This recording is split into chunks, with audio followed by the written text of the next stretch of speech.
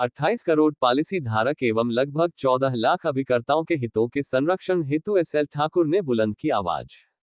भारतीय जीवन बीमा निगम के अंदर व्याप्त भ्रष्टाचार का एवं गलत मार्केटिंग का पर्दाफाश कर 28 करोड़ पॉलिसी धारक एवं लगभग 14 लाख अभिकर्ताओं के हितों के संरक्षण हेतु आवाज बुलंद किया।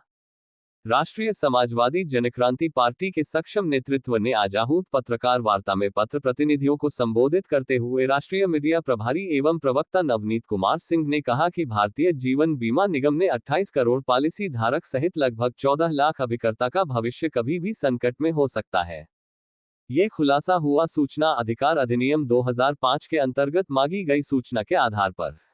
वरिष्ठ मंडल प्रबंधक वाराणसी द्वारा जनसूचना अधिकारी के माध्यम से उपलब्ध कराई गई सूचना में वरिष्ठ मंडल प्रबंधक एस टोलिया ने स्पष्ट कहा कि भारतीय जीवन बीमा निगम के पॉलिसीधारक द्वारा अपने जीवन पर ली गई किसी पॉलिसी प्रस्ताव पत्र में पूछे गए किसी भी प्रश्न का जवाब अगर गलत दिया है या छुपाया है जिससे कि पॉलिसी पूर्ण करने की प्रक्रिया प्रभावित होती है तो मृत्यु दावा या शिकायत के आधार पर जांच के पश्चात अगर प्रस्ताव में कोई कमी पाई जाती है तो पॉलिसीधारक की पॉलिसी किस्त के रूप में जमा पूर्ण धनराशि सहित मिलने वाले सभी हितलाभों को निगम जल कर लेता है।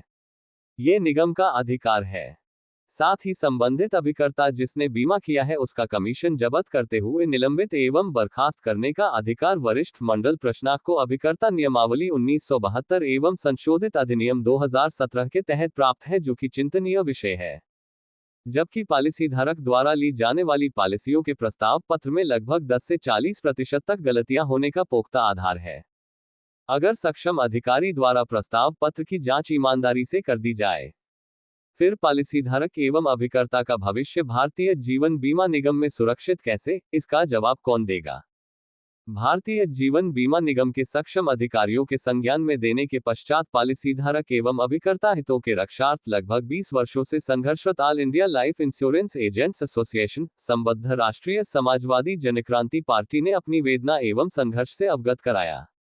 पार्टी नेतृत्व को अब भारतीय जीवन बीमा निगम के रक्षम अधिकारियों से 20 करोड़ पॉलिसीधारक एवं लगभग 14 लाख अभिकर्ताओं के हितों के रक्षार्थ सवाल होंगे। पत्राचार के माध्यम से इस मुद्दे पर जवाब मांगेंगे पार्टी के सक्षम नेतृत्व के लोग। पॉलिसीधारक अभिकर्ता के हितों के संरक्षण को लेकर संतोषजनक जवाब न होने या 30 दिनों में जवाब न आने पर पार्टी अभिकर्ता नियमावली 1972 एवं संशोधित नियमावली 2017 के विरोध एवं 1 अक्टूबर 2024 को निगम में हुआ बदलाव, जो कि संस्था पॉलिसीधारक एवं अभिकर्ता हितों के विपरीत है, सभी के हितों के संरक्षण हेतु भारत सरकार एवं उच्च प्रबंधन भारतीय जीवन बीमा निगम से होगी लड़ाई, सड़क से संसद तक। तथा कथित नियमावली है, यह अभिकर्ताओं के दमन के लिए बनाया गया है, अभिकर्ताओं के अंदर भय के लिए बनाया गया है, जिससे कि अभिकर्ता अपने अन्याय के खिलाफ, पॉलिसीधारकों के अन्याय के खिलाफ आवाज न उठा सके।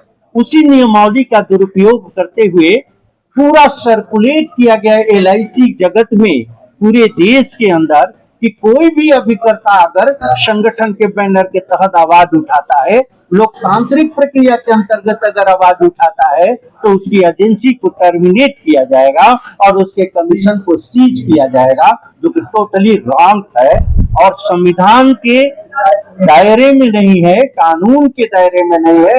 ये सीधे सीधे फंडामेंटल राइट का उल्लंघन है और इसका संगठन निंदा करता है। आज पत्रकार वार्ता के माध्यम से क्या अपील करते हैं सरकार? वही तो बातें बता ही रही हैं आपको हमारा मुद्दा क्या है। तीसरा मुद्दा मैं आपको बता दूं, पत्रकार वार्ता का औचित्य कि भारतीय जीवन बीमा निगम के अंदर मिस सेलिंग के प्रचलन पर नियंत्रण लगाने की जरूरत है। फर्जी एजेंसियां चल रही है, नामी और बेनामी, इसकी जांच की जरूरत है। आप जानते होंगे कि मृत्यु दावा के संबंध में भारतीय जीवन बीमा निगम के खुद के अधिकारियों द्वारा उसकी जांच की प्रक्रिया अपनाई जाती है और गलत प्रस्ताव पत्रों को एक्सेप्ट करने वाले वही अधिकारी उसी गलती के आधार पर मृत्यु दावे को निरस्त करते हुए पॉलिसीधारक के समस्त हितों को जब्त कर लेते हैं, यानी उसके द्वारा जमा धनराशि को जब्त करते हैं, उनके मिलने वाले हित लाभों को जब्त कर लेते हैं और एक परिचय मात्र कराने वाला साक्षी के रूप में अभिकर्ता जो पॉलिसी धारक को लेकर के भारतीय जीवन बीमा निगम में आता है, उसकी एजेंसी को टर्मिनेट कर देते हैं और उसके कमीशन को सीज कर देते हैं।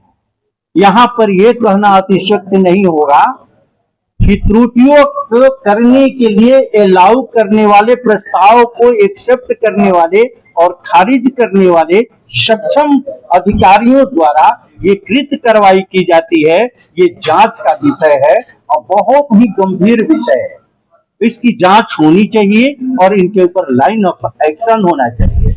फंडामेंटल राइट का उल्लंघन करके 1972 रेगुलेशन बना है, जो 2017 बना है, इसको तत्काल प्रभाव से वापस लेना चाहिए।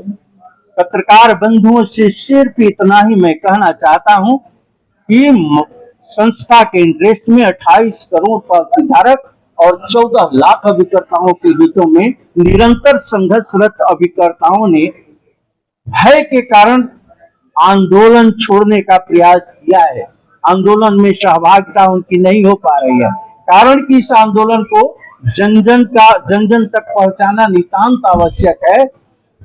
Thakur, all India life insurance agent association का राष्ट्रीय अध्यक्ष, उत्तर प्रदेश वाराणसी से आज पत्रकार वार्ता के औचित्य पर मैं प्रकाश डालते हुए विषय वस्तु के तरफ आप सभी पत्रकार बंधुओं का ध्यान आकर्षित करना चाहते हैं।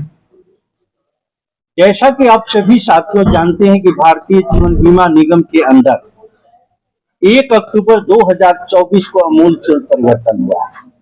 उस परिवर्तन को लेकर के all India life insurance agent association, जो कि एक बहुत ही सजग प्रहरी के रूप में 28 करोड़ पॉलिसी धारकों के हितों के रक्षार्थ और 14 लाख लगभग अभिकर्ताओं के हितों के रक्षार्थ संस्था हित में सदैव संघर्ष करता रहा है। 1 अक्टूबर 2024 के बदलाव को लेकर के संगठन ने बड़ी ही प्रबल आवाज उठाया, लेकिन प्रबंधन के ऊपर इसका कोई असर नहीं पड़ा। मैं परिवर्तन की तरफ आपका ध्यान आकर्षित करना चाहता हूं। न्यूनतम स्तर की जिंदगी जीने वाले कम आय वर्ग के लोगों के लिए बीमा लेना दुश्वार हुआ। यानी भारतीय जीवन बीमा निगम की जो ये सोच थी घर घर बीमा, जन जन बीमा, उसको नकार दिया भारतीय जीवन बीमा निगम के भ्रष्ट अधिकारियों ने और सीधे सीधे समिशोड बढ़ा दिया। 1 लाख मिनिमम बीमा जो हुआ करता था उसे 2 लाख कर दिया। दूसरी बात, अभिकर्ताओं के कमीशन को कम कर दिया गया, यानी अभिकर्ताओं के कमीशन को 7% घटा दिया गया। कभी आपने किसी की सैलरी को कम होते हुए नहीं सुना होगा। तीसरा, जो बीमा योग्य आयु हुआ करती थी 55 साल, उसे घटा करके 50 साल कर दिया गया। ये बहुत ही काफी कष्टदायक है, क्योंकि 51, 52, 53, 54 साल के लोग प्रचलन की पॉलिसियों को नहीं ले सकते हैं एज कम होने के कारण। साथ ही पॉलिसी धारकों का जब बीमा होता है तो उसकी प्रथम जो किस्त आती है उसमें 9% की वृद्धि कर दी गई। जैसे कि 6,000 रुपया प्रीमियम आएगा तो 6,900 रुपया उसको प्रीमियम देना पड़ेगा। ये बहुत ही गलत है। पॉलिसी धारकों का बोनस नहीं बढ़ा, उनका रेट ऑफ इंटरेस्ट लोन पर कम नहीं हुआ, लेकिन यहाँ प्रीमियम बढ़ा दिया गया। यानी भारतीय जीवन बीमा निगम से उनका रिश्ता कैसे टूट जाए, अभिकर्ता कैसे प्रताड़ित हो जाए, बस यही सोच इन प्रबंधन के लोगों का रहा है, जिसका निंदा करता है all India life insurance agents association. इस मुद्दे को लेकर के जब संगठन ने प्रबल आवाज उठाया, देश के अंदर 28 करोड़ पॉलिसी धारकों के बीच आवाज गई, जब 14 लाख लगभग अभिकर्ताओं के बीच ये आवाज गई, तो स्थिति में आपको बता दूं